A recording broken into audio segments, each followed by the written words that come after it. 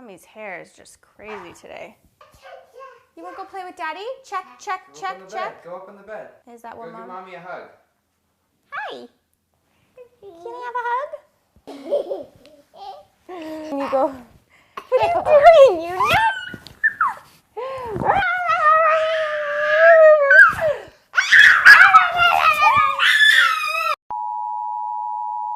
Hey guys, how's it going? Welcome back to my channel. Today is going to be a little bit of a mommy video. I was in an inspired mood to try to be a Pinterest mom. Now, let me just say, I have tried my fair share of Pinterest ideas. I do really love Pinterest. I got into Pinterest when I was pregnant. I got really into Pinterest because that's pretty much all I could do was sit on the couch and look through Pinterest all the time. So that was like the extent of like my ambition when I was pregnant was Pinterest, and I pinned a bunch of things I wanted to do and try when Oliver was a baby, when he got a little bit older. I think with Pinterest, you never know how it's gonna turn out. It never turns out as amazing for me as it does for the Pinterest pictures that I have pinned. So I did want to try a few fun things to do with kids. My mom did a lot of projects with us when we were kids, like art projects, and she really encouraged creativity. And every time, you know, a new season would roll around, she would like decorate the house and really include us, and we would make all sorts of like homemade Play-Dohs and different things. And so that's definitely something I want to implement as a mother, just really encouraging a fun, creative environment in my home, and something where Oliver is just really encouraged to express that side of him. And, you know, I enjoyed it too. So I wanted to share with you some of the Pinterest ideas that I had that I kind of recreated and made my own, and also my grades, what I graded them after I tried them out for myself. So hopefully you guys will enjoy this video, and we'll just jump right in. Okay, so let's start with the crayon soap. Now this idea looked really fun to me. All it took was melting some glycerin soap, which you can get at Michael's.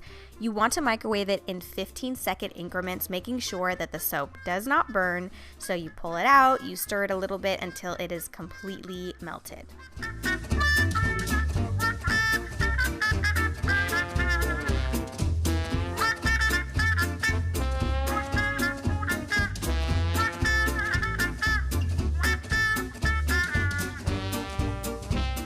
Now that you have your melted soap, it's time to add the coloring. Now, this coloring is completely safe because it is soap coloring. Now, the downside to this recipe is that some people may not like to use that on their kids, and I totally get that. I think the concept for soap crayons are to be more fun and playful and colorful, and not necessarily to wash your body with. So that was going to be my approach for it. I made multiple different colors. I tried to add a lot of soap coloring so that it looked really deep, because I wasn't sure how effective the crayon was going to be when drawing in the bathtub. So I didn't have the molds that they had on Pinterest, but I did have these molds, so I thought that these would be fun. They're kind of like seashells, maybe colored seashell crayons. You can kind of make it with whatever molds that you have, but I definitely wanted to try these out and see how they work.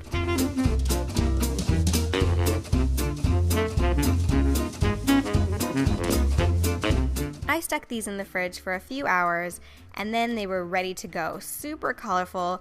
I did allow Oliver to use these in the bath, and my biggest complaint was that they kept slipping out of his hands, and they didn't really color that great. I will say, though, that when he was playing with these in his high chair, he liked them a little bit more, and they're definitely fun, maybe more enjoyable for kids who are older. So the color payoff for these wasn't amazing, and they kept slipping out of his hands in the bathtub, so I have to give this project a B-, although maybe something fun for older kids. Okay, let's try some colored slime, which I totally remember from the 90s. This is actually pretty easy. All you need is psyllium husks. Now this is like Metamucil, or you can find this really at any drugstore, and you're gonna also use food coloring. So you're gonna mix 1 tablespoon of clear fiber supplement to 1 cup of water. So you can add any type of food coloring that you want, but I definitely recommend going light on the color.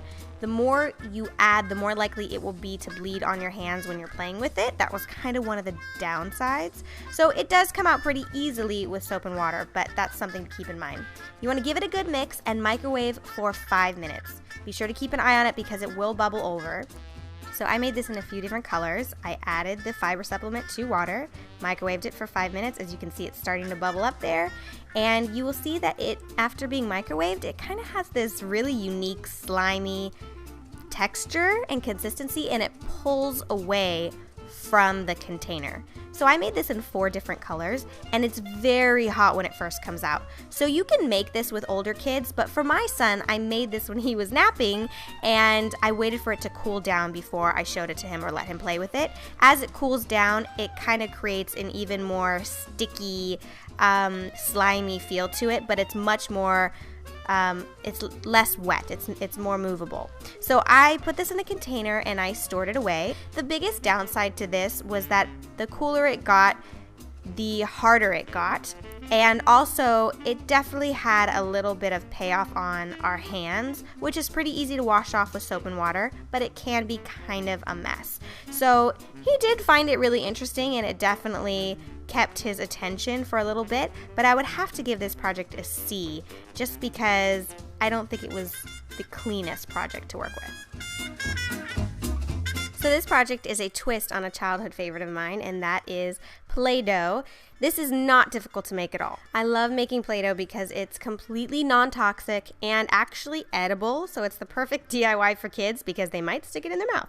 So starting with 1 tablespoon of olive oil to 2/3 cup of water, I'm going to bring it to a boil. In a separate bowl, I'm going to add 1 cup of flour, a 1/4 cup of salt, and 1 Kool-Aid packet. Once the water has come to a boil, you're going to slowly add it to your dry mixture and just mix it all together. And you're going to mix it until it creates the Play-Doh consistency. Now I wish you could smell this because it smells like Kool-Aid, and Kool-Aid smells amazing. This is rich with cherry scent. It smells so good. I almost ate it, to be honest. And I also made a grape version. Play-Doh is just a fun thing for kids of all ages, starting even as young as my son, 20 months. Even if they stick a little bit in their mouth, it's not harmful, and usually they spit it out because of the salt. I just took it and stored it in these little containers I got at Michael's, and you can store this and bring it out for playtime. It lasts, I would say, for a few weeks, and then I think you want to throw it away. This is a great project to make with older kids who will enjoy the process, but it's just a sensory experience for children like my son's age, and you can make different shapes and you can encourage them to do it, and it's just fun, and it kept him busy for a really long time. So out of all the projects I made, I think that this one is the most classic and my favorite. If you haven't already, definitely try this with your kids. It's a classic DIY recipe for moms and kids, so it gets an A+ for me. Finally, we have do-it-yourself sensory water bottles. These are so fun. They're just really fun to look at, and they're great for toddlers especially. So it is very stimulating. There's no exact recipe. It's just one of those projects you can totally have fun with. So I started filling half of my water container, my watertight container, with blue water that I used food coloring with. I topped the container off with some vegetable oil, and then I added some glitter and just some fun beads and jewels from Michael's, and then I made one in green as well. And you can put whatever you want in there. I think the key is to just have the oil and water mixture, and you can mess around with the food coloring because I had to go a little light with it so that you could see the items inside of the water bottle. If you have a really young child and you're really concerned about them opening it up, you can definitely hot glue gun the top so that they cannot open it, or just make sure that you're monitoring them when they are playing with it, just because there can be some items in there that they could possibly choke on. But I definitely watched Oliver play with it, and he was just so enamored with it, and it was definitely a fun project. If children are monitored while playing with this, I definitely would give this an A+ because he found this really fascinating, and I think you can make it with larger bottles and just have a lot of fun with it. You could totally play around with it and make it your own, and it's definitely a fun project for kids. Hope you enjoyed this video. If you did, please thumbs up this video and subscribe to my channel for more videos like this. Check out my last 2 videos and my website, racheltalbot.com, and I'll see you very soon.